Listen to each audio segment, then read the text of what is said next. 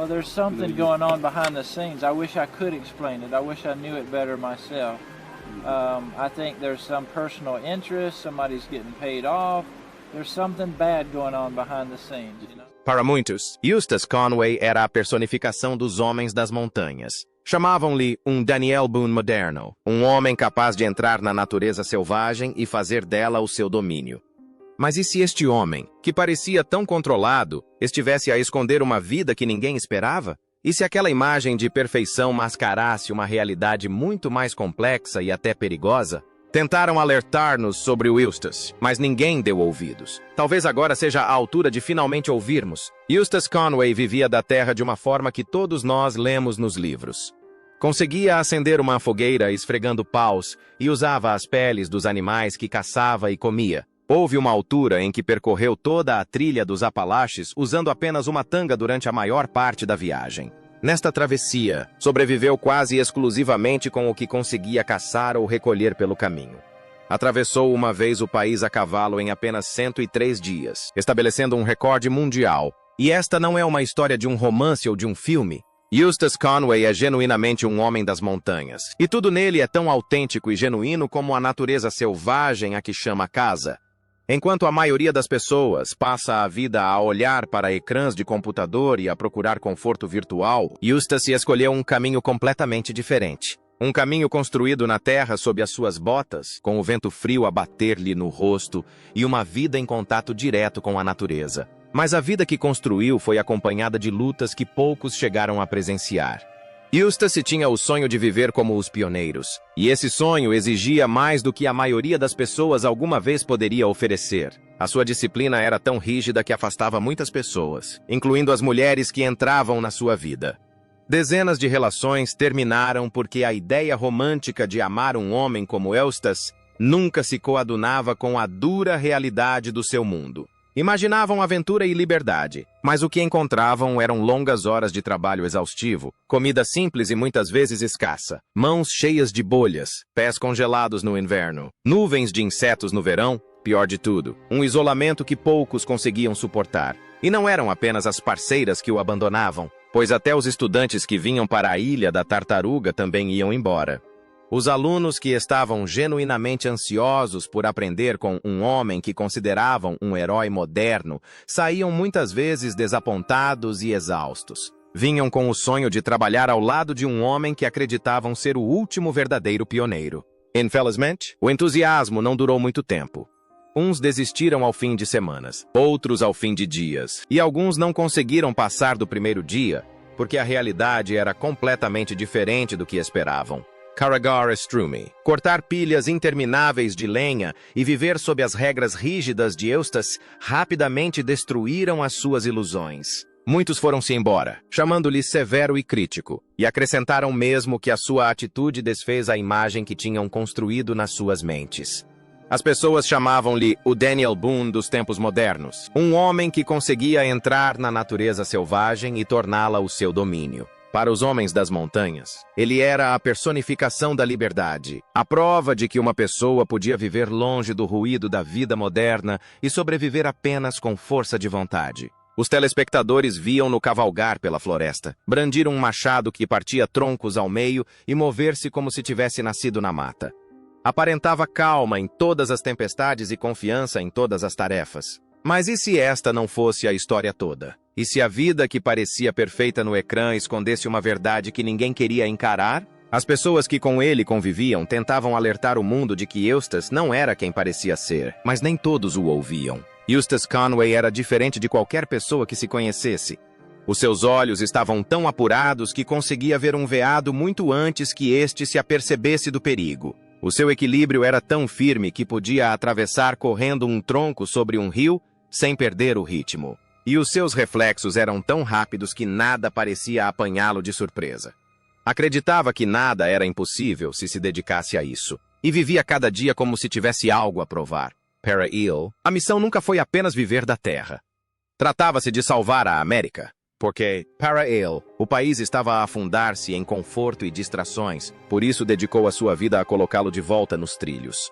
A formação dos homens da montanha.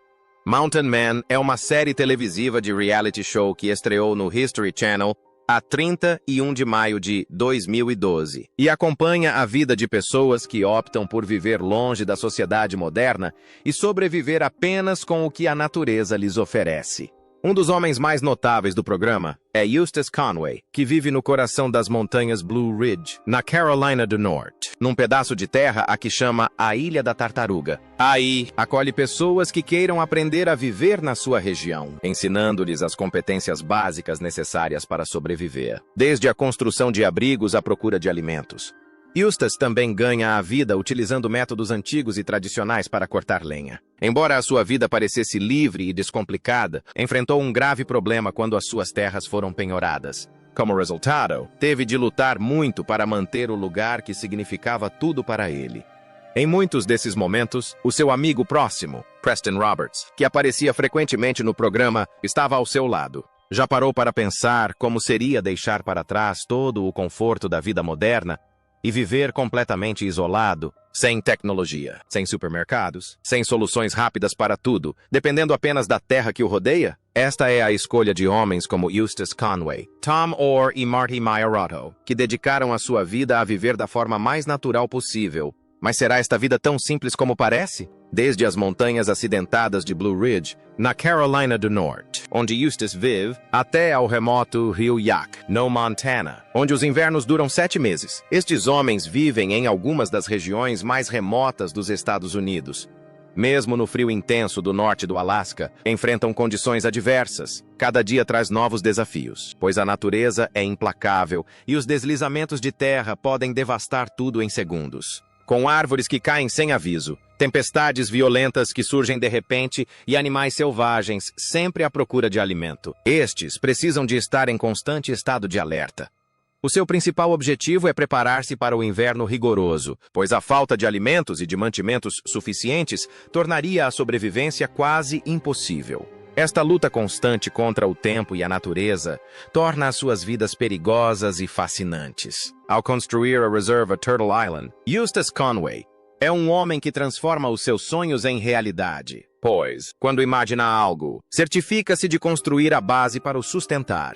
Define-se como um sonhador que constrói alicerces para os seus sonhos e um ativista que, nas suas próprias palavras, faz as coisas acontecer. O que o diferencia é o profundo respeito que demonstra pela história e pela vida de cada pessoa. Pois, para ele, a diversidade é algo a celebrar enquanto todos trilhamos o percurso da experiência humana. Costuma dizer que tudo está interligado no ciclo da vida, e quando fala disso, refere-se ao vínculo entre as pessoas e a natureza, um vínculo que constitui a essência de tudo o que ensina.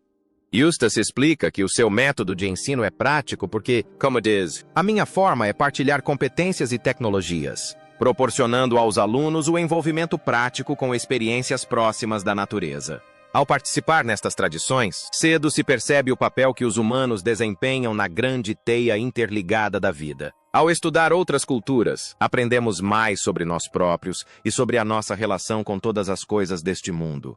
Não é apenas um professor, mas também um contador de histórias e um artista nato, que sabe como cativar a atenção de todos os que o rodeiam, pois a sua vida está repleta de histórias que ensinam lições valiosas. Eustace é um showman, um educador, um comunicador eloquente com grande atenção ao seu público, e possui uma vida inteira de histórias pessoais que utiliza para ensinar e inspirar. Uma dessas histórias é sobre a vez em que uma cobra preta rastejou para as suas costas e lá permaneceu durante 20 minutos antes de deslizar para longe tão pacificamente como tinha chegado, deixando-o com uma memória que fala de paciência e harmonia com a vida.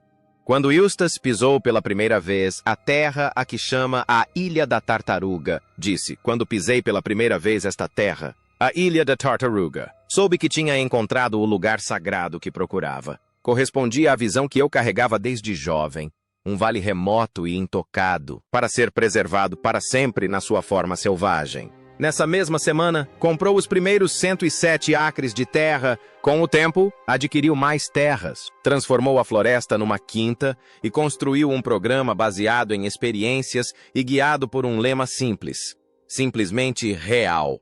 Cada dia era movido pela determinação e pelo trabalho árduo, pois, como o próprio diz, este tornou-se o seu mantra diário. O que ele criou foi mais do que um lugar para viver, tornou-se um espaço onde as pessoas podiam redescobrir o que realmente importa, reduzindo a vida ao essencial: comida, água, abrigo e vestuário, para que pudessem ver o panorama geral de como tudo se liga. Simplificamos o nosso dia a dia à alimentação, o abrigo, a água e o vestuário, o que nos permite ver com mais clareza como nos enquadramos nos grandes ciclos da vida.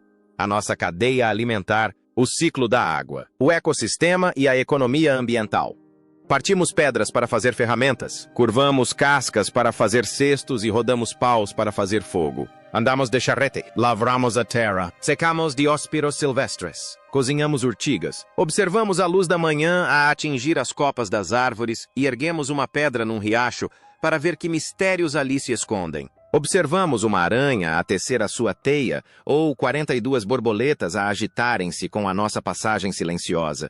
Eustace acredita que tudo isto reacende algo dentro de nós, algo enterrado sob o ruído e a velocidade do mundo moderno. Despertamos o espírito apático, aborrecido e sobrecarregado que existe em nós, enquanto nos livramos do pó ao ficarmos à chuva, observando os veados a aproximarem-se, ouvindo o canto dos carriças, não apenas ouvindo, mas escutando a vida selvagem como se ela importasse, e depois percebendo que de facto importa. Na Ilha da Tartaruga, encontra pessoas que vivem na floresta e assumem total responsabilidade por tudo o que fazem diariamente, porque nada é desperdiçado e nada é dado como garantido.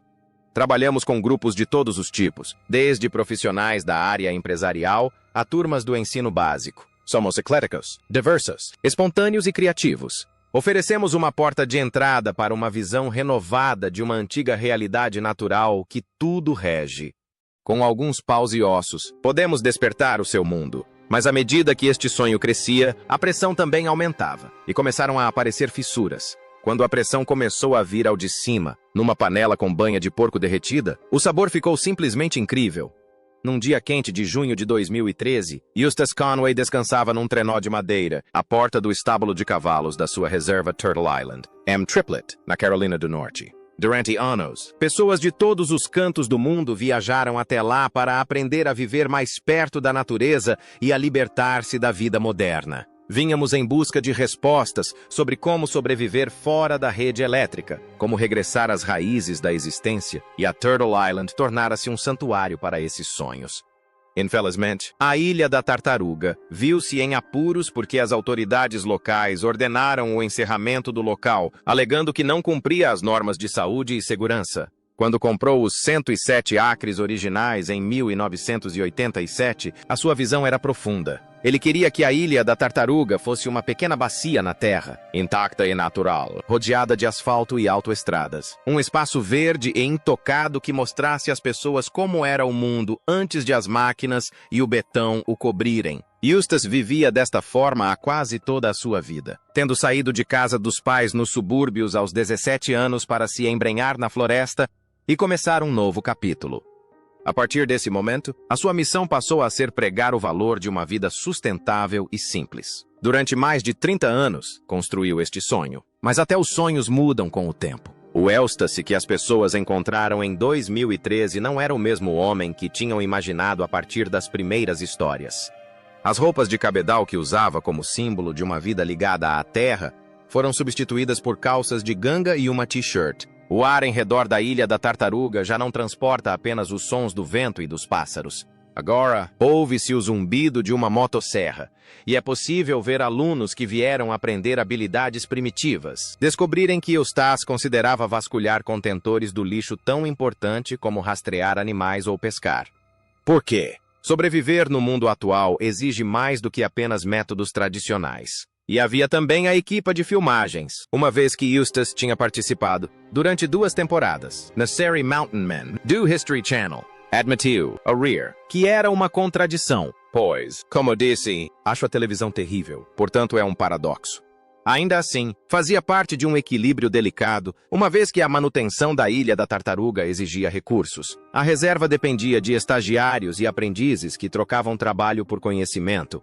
Além disso, contava com a isenção fiscal dentro de um sistema que Eustace sempre desprezou e com um fluxo constante de visitantes pagantes para cobrir os custos. Infelizmente, foi aí que a harmonia entre o mundo dele e o mundo moderno finalmente se desmoronou. Tudo começou quando alguém apresentou uma queixa sobre uma construção não autorizada em Turtle Island. Logo depois, os funcionários do Departamento de Planeamento e Inspeção do Condado de Watauga apareceram sem aviso prévio.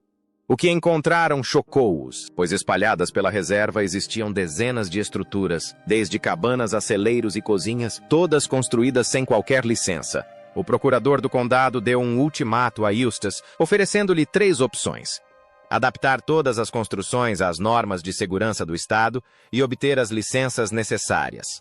Contrate um especialista para comprovar que os edifícios já cumpriam estes padrões, ou demola todos eles. O que se seguiu deixou de ser apenas uma disputa legal sobre códigos e regulamentos. Tornou-se um choque entre 2 modos de vida, uma luta entre aquilo a que Eustis se chamava vida real e aquilo que os outros consideravam realidade.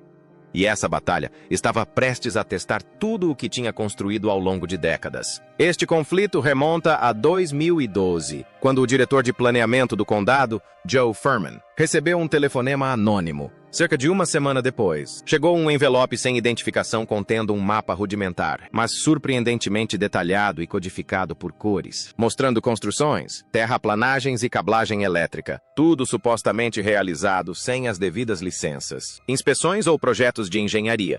Esta foi a faísca que desencadeou uma série de acontecimentos nunca antes vistos na Ilha da Tartaruga. Mas eis a questão. Como é que isto pôde acontecer a um homem que passou décadas a viver segundo os seus princípios, em harmonia com a natureza? Ao contrário de alguns outros homens das montanhas que aparecem na televisão, vivendo no alto das montanhas rochosas ou no interior do Alasca, Eustis nunca esteve completamente isolado do mundo moderno. A Ilha da Tartaruga fica perto da fronteira com o Tennessee, a poucos quilômetros de Boone, uma animada sede de condado com aproximadamente 17 mil habitantes, cuja população duplica quando a Universidade Estadual dos Apalaches, a mesma instituição que Eustis frequentou, está em período escolar.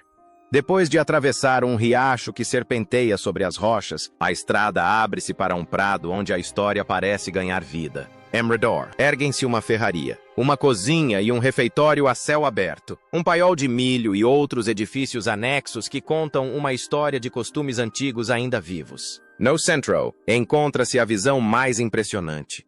Um enorme celeiro em balanço, construído com troncos encaixados e coberto com 5.000 telhas talhadas à mão. E se está a perguntar de onde vem o nome Turtle Island, Ilha da Tartaruga, foi escolhido por uma razão.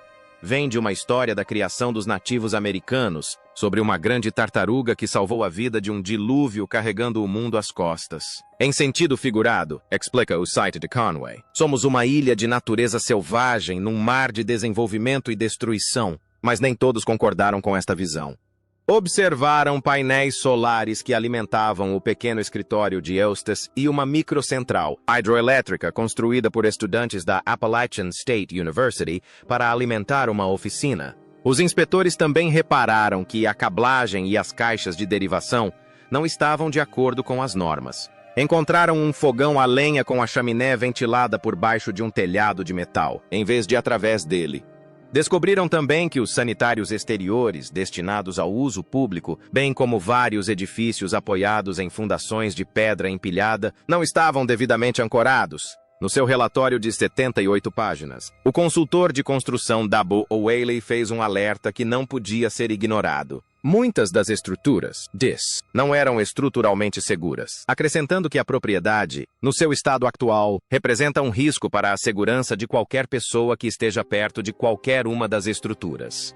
Chegou mesmo a recomendar que se obtivesse uma ordem judicial para desocupar a Ilha da Tartaruga de forma a proteger a vida do público e dos estagiários. Mas Eustis e os seus apoiantes viam as coisas de forma diferente. Para eles, esta era mais do que uma disputa sobre normas de construção. Foi uma batalha de valores. Eustis fez a pergunta que atingiu o cerne da questão. Como poderia ele ensinar os modos de vida primitivos dentro de edifícios modernos e padronizados que eliminavam tudo o que a sua vida representava? Os alertas. Tentaram alertar-nos que a vida de Eustis Conway não era tão simples como parecia, e o primeiro sinal disso surgiu muito antes de as câmaras aparecerem. A sua maior batalha não foi com a Receita Federal ou um fiscal do condado. Tudo começou com um acidente na sua propriedade. Um incidente que o viria a perseguir durante muitos anos. Então, o que aconteceu? Em agosto de 2005, Kimberly Baker, uma jovem de 28 anos de Wilmington, veio à Ilha da Tartaruga para um retiro com o programa de bolsas de ensino da Carolina do Norte. O dia começou como qualquer outro. Ela e o seu grupo estavam perto da entrada para a orientação quando um dos funcionários de Conway tirou uma tipóia do bolso. Queria demonstrar como se atirava uma pedra, uma habilidade antiga destinada a impressionar os visitantes. Mas, numa fração de segundo, tudo correu mal. A pedra voou para trás e atingiu Baker no olho. Os danos foram permanentes e ela perdeu a visão do olho direito. Aquele único momento desencadeou uma série de acontecimentos. Baker interpôs um processo e, no final, fez um acordo com 2 funcionários de Conway por $400 mil. Mas Conway ainda não desistira. Em 2009, concordou em pagar-lhe $75 mil e também prometeu hipotecar parte das suas terras no prazo de 1 ano para cobrir o pagamento. Quando esse prazo expirou sem que tomasse medidas, Baker interpôs outro processo por quebra de contrato. Foi apenas em abril de 2012, precisamente quando a série Mountain Man estava a ser filmada, que Conway finalmente pagou. Seria esta a primeira fenda real na imagem do homem que parecia intocável? Porque, enquanto isso acontecia, Conway estava a construir a vida que milhões veriam na televisão. Quando saio em público, tento parecer um tipo selvagem que acabou de descer da montanha. Disse uma vez num livro de Elizabeth Gilbert chamado O Último Homem Americano. Eu sei que é uma representação. Sou um artista. Dou às pessoas a imagem de como gostaria de estar a viver. O que mais posso fazer? As pessoas esperam isso. Se ele admitiu que era uma representação, então quanto do que vimos era real? À medida que o processo se arrastava, outra batalha estava prestes a começar. Uma que envolveria legisladores e faria manchetes em todo o estado. Quando a Turtle Island foi denunciada por violações do Código de Construção, a reação foi imediata. Os escritórios do condado de Watauga foram inundados com cartas que acusavam as autoridades de atacarem o modo de vida de um homem. Uma petição chegou a perguntar: será que as autoridades governamentais se incomodam porque alguém consegue sobreviver sem elas? A indignação cresceu tanto que os políticos intervieram. A legislatura, de maioria republicana, apresentou um projeto de lei para isentar os acampamentos e as quintas primitivas de códigos de construção rigorosos. Estruturas como celeiros, telheiros e latrinas já não teriam de atender aos padrões modernos. E o governador Pat McCrory sancionou a lei a 12 de junho. No final desse mês, a Ilha da Tartaruga estava novamente aberta e Conway estava de volta ao negócio. Mas isso pôs fim aos avisos? Nem de longe. Num dia quente de verão, Conway estava no corredor do seu estábulo, a conversar com um grupo de campistas e estagiários. O cheiro a fumo de lenha e a couve cozida pairava no ar enquanto as galinhas ciscavam na terra. Parecia um mundo congelado no tempo, mas Conway sabia que não era bem assim. Disse-lhes que a vida ali nem sempre era como as câmaras mostravam. O seu contrato com o History Channel impedia-o de revelar pormenores específicos, mas admitiu o seguinte: a vida aqui não é tão dramática como eles querem que seja. Esta única frase significava que o homem a quem o programa chamava alguém que vive para viver estava a caminhar na corda bamba entre 2 mundos. Uma era real e a outra tinha de parecer real na TV. Então, por onde deveria alguém começar se realmente quisesse viver mais perto da natureza? Eustace dizia sempre que o primeiro passo era compreender o básico da vida. Resumindo, tudo se resumia a comida, água, roupa e abrigo. Aprenda como estas coisas funcionam, mas faça-o a um ritmo lento. Se nunca construiu nada na vida, não comece por uma casa. Comece pequeno. Primeiro, construa uma casota e, depois, vá progredindo. Dizia sempre que o seu objetivo nunca foi arrastar alguém para fora de casa, arrancar-lhe a camisola e atirá-lo para a floresta com nada mais do que uma faca. Acreditava em acolher as pessoas onde elas estavam e, aos poucos, ensinar-lhes as competências necessárias para que se pudessem sustentar sozinhas. E depois deu o conselho que ficou na memória de muitos: encare a realidade de frente, porque a maioria de nós está tão desligada que nem sabe de onde vem a nossa roupa, como funciona uma máquina de costura ou como enfiar uma agulha. Conseguia dar um nó na ponta da agulha sem olhar, porque praticava com as suas próprias mãos desde os 4 anos. Depois veio o desafio que lançou a todos os que quisessem começar: cultivar os seus próprios alimentos. Não pensem em quintas e hectares de plantações. Comece pequeno. Plante 5 rabanetes e coma-os. Sim, esta pequena colheita pode parecer insignificante. No entanto, Eustace sempre disse que dar aquele pequeno passo é o mais significativo, porque depois de provar aqueles rabanetes, vai querer mais. Assim, da próxima vez, vai acabar por plantar alface, cebola e tomate, e em breve estará a construir uma horta a sério. Mas e a Ilha da Tartaruga? Era tão autossuficiente como as pessoas imaginavam? A verdade é que não, e Eustace não o escondia. A autossuficiência nunca foi o seu objetivo final, embora se tenha aproximado mais dela do que a maioria das pessoas alguma vez chegará. Explicou que a vida ali era encontrar um equilíbrio e estabelecer prioridades. Por exemplo, como queria cavalos, mas não havia pasto suficiente, teve de comprar feno. Ainda utilizavam combustível para os veículos e até compravam alguns alimentos em lojas. Para ele, fazer estas concessões não era um fracasso. Era a realidade, e ele nunca se envergonhou por isso. Mas as pessoas nem sempre compreendiam. Certa vez, alguém o viu a usar uma motosserra para cortar lenha e acusou-o de fazer batota. Eustace limitou-se a acenar com a cabeça, porque para ele, aquilo não era um jogo nem um truque de reality show. Era assim que mantinha a casa quente no inverno. Cozinhava e aquecia com lenha há 30 anos. E embora possuísse machados e serras de corte transversal para os dias em que o combustível pudesse faltar, não via razão para sofrer quando uma motosserra funcionava tão bem. E isto leva-nos a uma pergunta que as pessoas ainda fazem. Será que os americanos alguma vez abdicariam dos seus confortos modernos por uma vida como a de Eustace? Ele não achava que sim. Acreditava que, em vez de abandonar tudo o que é moderno, as pessoas encontrariam uma forma de combinar o antigo com o novo. Costumava contar a história de como tinha estado 30 anos sem eletricidade e convidado milhares de pessoas para a Ilha da Tartaruga para viverem sem ela. No entanto, nenhuma delas abdicou da eletricidade quando regressou a casa. Isso não o fez desistir delas. Porém, ele simplesmente mudou a sua abordagem e disse: se não pararem de usar eletricidade, então vou mostrar-lhes como produzi-la de uma forma que não destrua a terra. Foi por isso que construiu um pequeno sistema hidroelétrico num riacho na Ilha da Tartaruga. E depois de os visitantes o verem, muitos saíram inspirados para criar os seus próprios sistemas.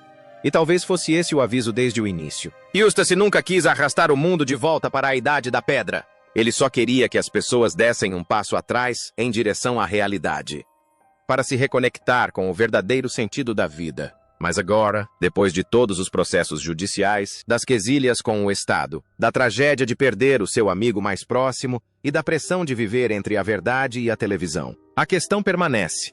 Será que a vida pela qual tanto lutou para ensinar aos outros era a mesma vida a que se conseguiu agarrar? Ou estava a escapar lentamente no momento em que as câmaras chegaram? Partilhe a sua opinião nos comentários.